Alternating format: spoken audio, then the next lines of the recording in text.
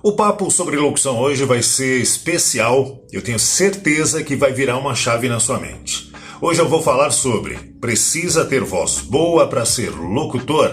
O que você acha, hein? Existe isso aí de voz boa, voz ruim? Daqui a pouquinho eu falo mais sobre isso. Meu nome é Giba de Jesus, sou profissional da voz, trabalho há 30 anos como locutor, atuando no rádio, na publicidade e como palestrante. Se você gosta do universo da locução e ainda não é inscrito no canal Os Caminhos da Voz, pode fazer isso agora, é rapidinho e não esquece de deixar também um joinha e de clicar no sininho para ser notificado de novos vídeos. Sempre trago conteúdos relacionados à voz, à locução e os multimeios da comunicação. Então vamos lá, vamos ao que interessa? Precisa ter voz boa para ser locutor? Essa é uma das perguntas que eu mais recebo aqui no canal Os Caminhos da Voz e também quando eu sou convidado a palestrar em algum lugar, essa pergunta sempre vem. A minha voz é boa? Precisa ter voz boa para ser locutor? Voz boa é muito subjetivo, né? Sua voz pode ser boa e agradável para alguns e para outros não. Antes de falar mais sobre a voz, vamos entender o conceito da voz. Voz é um som ou um conjunto de sons produzido pelo ser humano que se utiliza para a comunicação e a expressão de emoções. A voz recebe influência do gênero, idade, constituição física, saúde geral e fatores psicossociais como a personalidade e a emoção. Todos esses estão envolvidos na produção vocal. A voz é um comportamento que revela diversas características individuais. Ao ouvir uma voz, identificamos e reconhecemos uma pessoa, suas emoções, temos impressões sobre a sua personalidade, intenção e imaginamos até mesmo como essa pessoa é fisicamente. Tem uma expressão que eu ouvi uma vez e que eu acho linda, aliás, acho incrível. A voz é o tato da comunicação. Toca o outro ao transmitir ideias e sentimentos. Por isso nós descrevemos as vozes como aveludadas, ásperas, crepitantes, macias, brilhantes, coloridas, metálicas, dentre outras qualidades. Ao longo da vida, a voz se modifica naturalmente, pois acontecem mudanças na frequência fundamental, que é o número de vibrações por segundo que as pregas vocais vibram. Essas mudanças ocorrem em virtude de transformações de crescimento e envelhecimento das estruturas responsáveis pela produção vocal. Você já teve a curiosidade de saber como a voz é produzida? A voz humana é produzida na laringe, um tubo que fica no pescoço.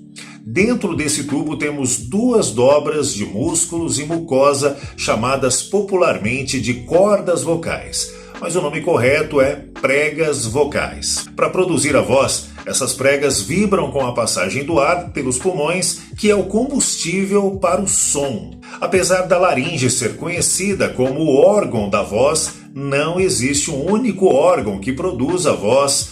A laringe não faz isso sozinha. É realmente um conjunto de ações e reações que produz a voz. É algo extraordinário, eu considero um verdadeiro milagre.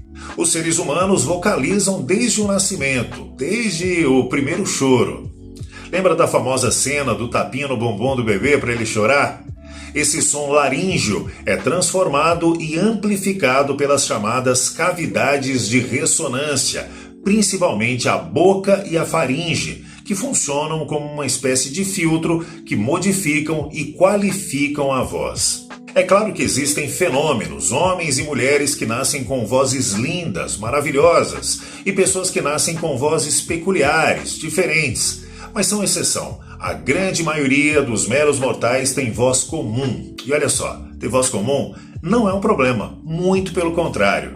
Atualmente, agências e produtoras buscam locutores com vozes comuns e que consigam ser o mais natural possível, a famosa e tão procurada locução natural. Creio que existe espaço para todo tipo de voz nos multimeios da comunicação. Dito isso, na verdade, de nada adianta uma voz boa, considerada bonita, se não tiver uma boa comunicação, dicção, articulação, respiração, boa leitura, boa fluência, respeitando a velocidade e as pontuações. Eu sempre gostei de imitar os meus locutores de rádio preferidos no início da minha jornada como locutor, lá nos distantes anos 80. Hoje eu tenho certeza que sempre soube que seria locutor e que essa seria a minha profissão para sempre. Porém, nem sempre eu gostei de ouvir a minha própria voz. Demorou um pouco até eu me acostumar. E conversando com colegas locutores, vários deles, eu acredito que a grande maioria, nos primeiros passos como locutores, também não gostavam de ouvir a própria voz. Eu cansei de ouvir relatos de amigos locutores sobre isso, com essa queixa de não gostar de ouvir a própria voz. Hoje, quando alguém me procura e diz que não gosta de ouvir a própria voz, eu entendo perfeitamente o que a pessoa está sentindo. Realmente, no início é bem estranho, o som que você fala é diferente do som que você ouve por causa de fatores ressonantes do nosso crânio. A gente vai entender mais um pouco agora. Para muitos de nós, ouvir a própria voz em uma gravação ou filmagem é constrangedor. Parece que aquele som não é nada parecido com a voz que estamos acostumados a ouvir quando falamos. Sabe o que faz com que a nossa voz seja diferente daquela gravada? São as diferentes maneiras como o som é transmitido para o nosso ouvido interno. A maioria dos sons alcançam nossos ouvidos através de vibrações que chegam pelo ar. É o que acontece, por exemplo, quando ouvimos as vozes de outras pessoas, o barulho da chuva, uma música e a nossa própria voz gravada. Resumindo, quando você ouve sua voz gravada, está ouvindo a versão que contém apenas as vibrações que viajam pelo ar. Quando você fala, o som é uma combinação de vibração do ar e dos ossos. Mas afinal, as pessoas ouvem a minha voz como ela é na gravação ou como eu falo? Como a maioria dos sons já disse aqui viaja pelo ar, a voz gravada é a que mais se assemelha com a voz que outras pessoas ouvem quando falamos. Por isso, é melhor se acostumar. Não tem jeito. Mais cedo ou mais tarde você se acostuma. E por que as vozes são diferentes? Por que a diferença entre vozes? A voz é uma característica tão exclusiva que até gêmeos idênticos possuem vozes diferentes. Inúmeros fatores determinam essa variação, entre eles o comprimento e a espessura das pregas vocais ou cordas vocais e as diferenças anatômicas da garganta. As cordas vocais das mulheres crescem menos que a dos homens, daí a frequência da voz feminina ser mais aguda, por exemplo. Além das cordas vocais, alterações hormonais, principalmente na adolescência, também influenciam no tipo da voz. A voz que você chegar à vida adulta será provavelmente a voz que vai te acompanhar por boa parte da vida. No entanto, com o envelhecimento, ela tende a mudar, porque depois de uma vida toda de muitas conversas e talvez de excessos, as cordas vocais e o tecido que a reveste começam a enfraquecer e as membranas ficam mais finas e secas. Durante a minha adolescência, como eu já comentei por aqui, eu gostava de imitar locutores famosos da época e também atuava como DJ e tinha até uma equipe de som que realizava festas bem legais na região de Santo André, no ABC Paulista, Parque das Nações. E tinha um locutor em especial que também era DJ, que eu admirava demais, o nome dele é Leandro Rezende.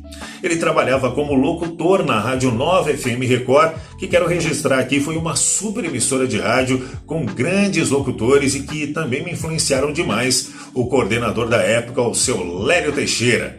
Aos finais de semana, o Leandro Rezende era o principal DJ da Sunshine, uma das melhores casas noturnas do Brasil nos anos 80 e 90. Como eu me inspirava nele, eu tentei seguir a mesma rotina, o passo a passo e a logística dele. Trabalhava numa rádio comunitária, treinando e aperfeiçoando a minha comunicação, mas outro dia eu vou falar mais sobre esse período inicial aí da minha vida profissional, e também fazia locução nas aberturas das festas que a minha equipe realizava ali em Santo André, no ABC. Eu falava um texto bem legal, preparava, chamava o DJ principal da minha equipe para seguir depois a festa, mas aí quem falava era eu. Aí eu fui pegando as manhas e recebendo incentivo e elogios de vários amigos e da família e não parei mais. Eu me lembro também, quando era adolescente, tinha o hábito de ler tudo em voz alta, histórias em quadrinhos, matérias de revistas, tudo que aparecia pela frente, eu simulava a locução de rádio, anunciando músicas e fazendo propagandas. Eu parecia um louco falando sozinho em qualquer lugar. O hábito de ler em voz alta eu mantenho até os dias de hoje. Ouça, se inspire no seu locutor ou locutora preferidos, se grave mandando mensagens de áudio para si mesmo, se analise e mostre o seu trabalho para pessoas do seu convívio e, se possível, mostre para um locutor e peça um feedback. Então essa é a minha dica para você. Observe, absorva e pratique, mesmo que no início você não curta a sua própria voz. Leia bastante e aproveite toda a oportunidade para fazer locução, para simular locução. E claro, não esqueça de cuidar da sua saúde e, consequentemente, da saúde da sua voz. Beba regularmente bastante água. Um outro dia também eu vou falar exclusivamente sobre os cuidados da voz para manter sempre a voz saudável.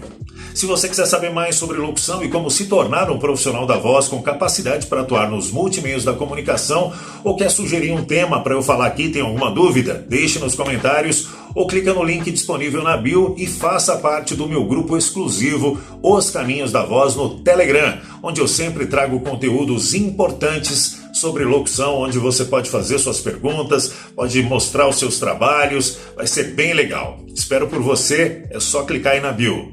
Os Caminhos da Voz. Até a próxima!